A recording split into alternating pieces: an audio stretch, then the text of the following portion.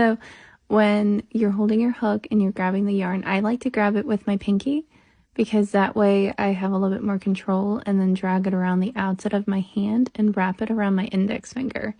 Then I'll grab the slip knot with my middle finger and thumb.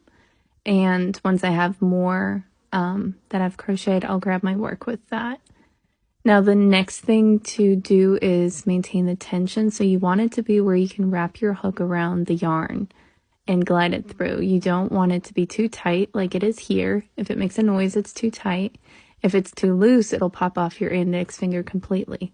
You can also adjust the tension a little bit by adjusting the distance of your index finger to the hook. So right now I have it a little bit further away. And yeah, those are just examples. But I actually think that the left hand does a little bit more work than the hook does. But again, now I have it wrapped around my finger twice. And because I have it wrapped around my finger twice, it's a little bit harder to glide it along. So my index finger is moving toward my hook.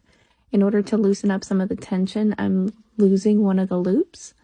And then that way, the yarn can flow a little bit more along my hand. If it feels like the yarn is running away from you, you can always add a loop. And then if you're using a really bulky yarn, you don't have to use any loops, and then this is very useful. But in this case, the yarn's a little bit too thin, so it feels like the yarn's running away. And then I also use my pinky to kind of make the yarn stop if I need it to. In the end, it's just muscle memory, and it all just comes down to practice.